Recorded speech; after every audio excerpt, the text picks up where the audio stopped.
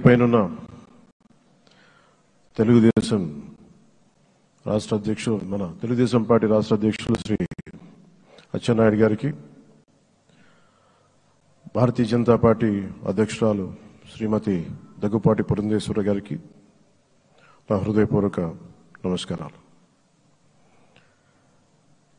తాడేపల్లిగూడెం సభలో నేను చెప్పినట్టుగా ఒక దార్శనికులు,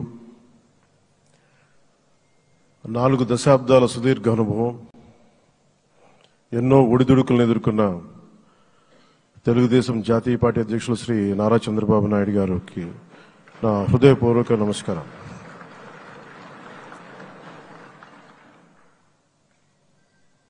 గత దశాబ్ద కాలంలో రాష్ట్ర విభజన జరిగినప్పటి నుంచి ఆంధ్ర రాష్ట్ర ప్రజలు నలిగిపోయారు, నలిగిపోతున్నారు. గత 5 సంవత్సరాలుగా మరి రాష్ట్రంలోని విపత్కర పరిస్థితులు తెలుసు.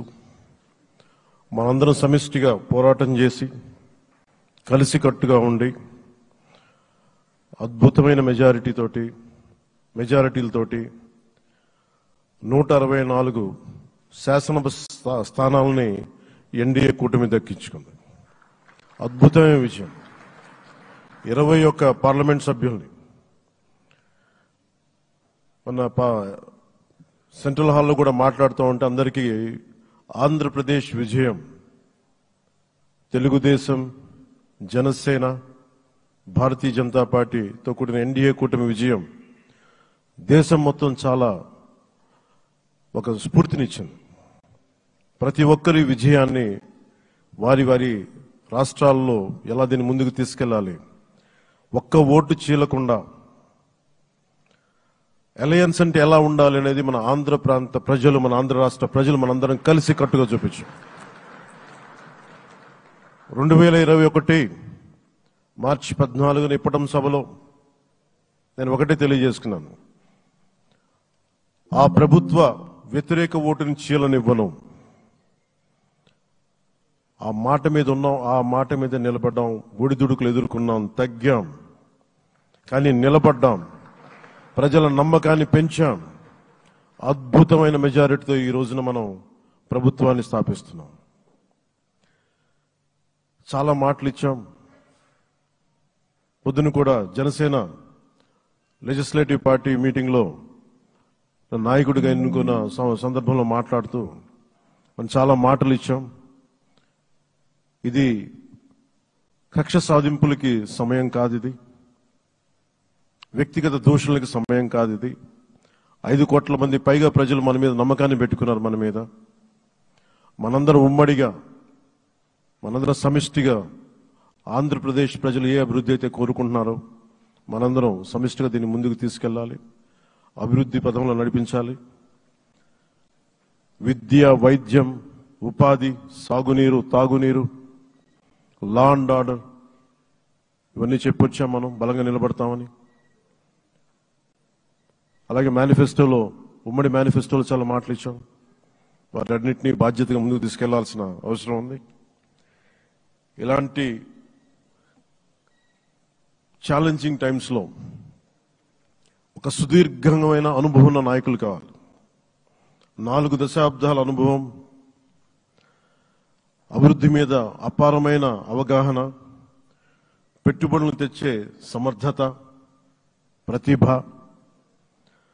విదేశాల్లో ఉండే నాయకుల్ని, మలేషియా దగ్గర నుంచి, సింగపూర్ దగ్గర నుంచి, యూరోప్ దగ్గర, అమెరికా నుంచి, ఆ దేశాల అధ్యక్షుల్ని తెలుగు రాష్ట్రాల వైపు దృష్టి మళ్లించేంత శక్తి సమర్థత ఉన్న శ్రీ నారా చంద్రబాబు నాయుడు గారికి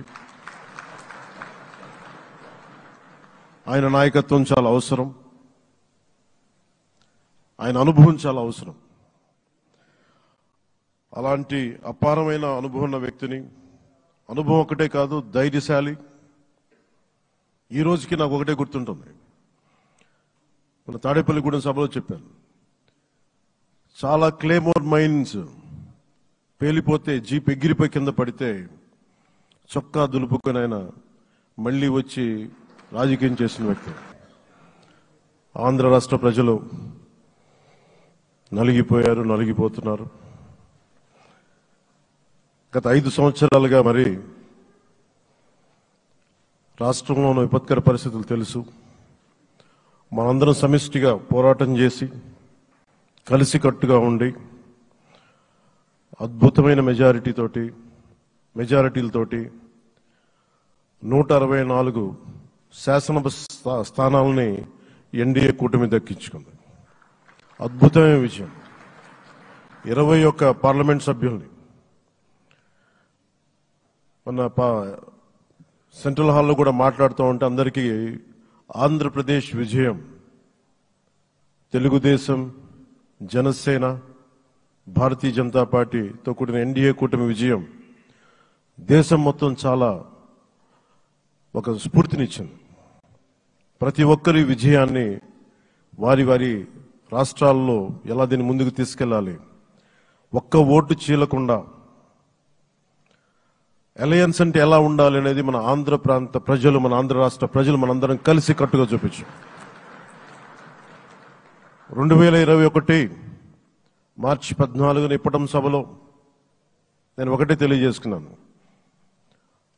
ఆ ప్రభుత్వ వ్యతిరేక ఓటుని చీలనివ్వను. ఆ మాట మీద ఉన్నాం, ఆ మాట మీద నిలబడ్డాం. ఒడిదుడుకులు ఎదుర్కొన్నాం, తగ్గాం, కానీ నిలబడ్డాం. ప్రజల నమ్మకాన్ని పెంచాం. అద్భుతమైన మెజారిటీతో ఈ రోజున మనం ప్రభుత్వాన్ని స్థాపిస్తున్నాం. చాలా మాటలు ఇచ్చాం. పొద్దున కూడా జనసేన లెజిస్లేటివ్ పార్టీ మీటింగ్లో నాయకుడిగా ఎన్నుకున్న సందర్భంలో మాట్లాడుతూ మనం చాలా మాటలు ఇచ్చాం. ఇది కక్ష సాధింపులకి సమయం కాదు, ఇది వ్యక్తిగత దూషణలకు సమయం కాదు. ఇది 5 కోట్ల మంది పైగా ప్రజలు మన మీద నమ్మకాన్ని పెట్టుకున్నారు. మన మీద మనందరం ఉమ్మడిగా, మనందరం సమిష్టిగా ఆంధ్రప్రదేశ్ ప్రజలు ఏ అభివృద్ధి అయితే కోరుకుంటున్నారో మనందరం సమిష్టిగా దీన్ని ముందుకు తీసుకెళ్లాలి, అభివృద్ధి పథంలో నడిపించాలి. విద్య, వైద్యం, ఉపాధి, సాగునీరు, తాగునీరు, లా అండ్ ఆర్డర్ ఇవన్నీ చెప్పొచ్చాం. మనం బలంగా నిలబడతామని. అలాగే మేనిఫెస్టోలో, ఉమ్మడి మేనిఫెస్టోలో చాలా మాటలు ఇచ్చాం. వాటన్నిటినీ బాధ్యతగా ముందుకు తీసుకెళ్లాల్సిన అవసరం ఉంది. ఇలాంటి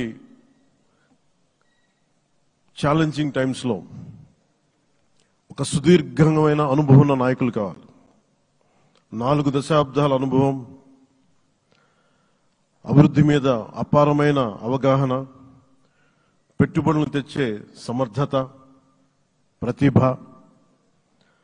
విదేశాల్లో ఉండే నాయకుల్ని, మలేషియా దగ్గర నుంచి, సింగపూర్ దగ్గర నుంచి, యూరోప్ దగ్గర, అమెరికా నుంచి, ఆ దేశాల అధ్యక్షుల్ని తెలుగు రాష్ట్రాల వైపు దృష్టి మళ్లించేంత శక్తి సమర్థత ఉన్న శ్రీ నారా చంద్రబాబు నాయుడు గారికి ఆయన నాయకత్వం చాలా అవసరం. ఆయన అనుభవం చాలా అవసరం. అలాంటి అపారమైన అనుభవం ఉన్న వ్యక్తిని, అనుభవం ఒకటే కాదు, ధైర్యశాలి. ఈ రోజుకి నాకు ఒకటే గుర్తుంటుంది. మన తాడేపల్లిగూడెం సభలో చెప్పాను, చాలా క్లేమోర్ మైన్స్ పేలిపోతే, జీప్ ఎగిరిపోయి కింద పడితే చొక్కా దులుపుకొని ఆయన మళ్లీ వచ్చి రాజకీయం చేసిన వ్యక్తి. ఈ రోజున సైబరాబాద్ ఉంది అంటే అది శ్రీ చంద్రబాబు నాయుడు గారి దార్శనికత. అలాంటి వ్యక్తి, ఆయన అనుభవం ఈ రోజున 2024 ఆంధ్రప్రదేశ్కి ఎన్డీఏ కూటమి తరపు నుంచి ముఖ్యమంత్రి అభ్యర్థిగా శ్రీ నారా చంద్రబాబు నాయుడు గారి పేరుని జనసేన పార్టీ పక్షాన నుంచి మేము బలపరుస్తున్నాం.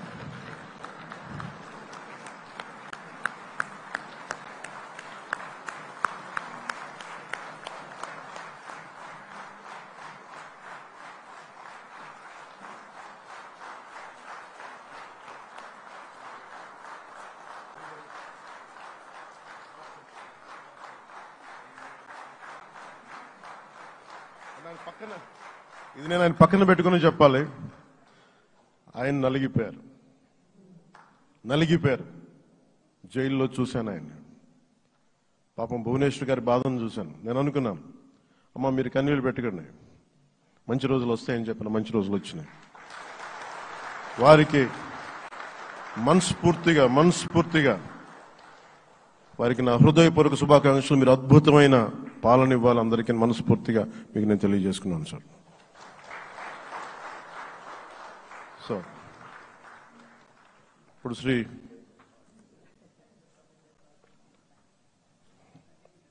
భారతీయ జనతా పార్టీ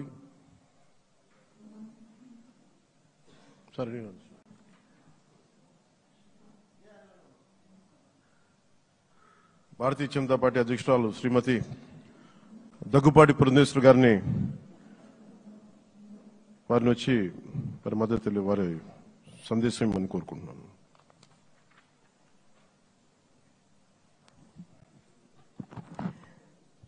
సభాయ నమః అంటూ సభాసదస్సుకు నమస్కరిస్తూ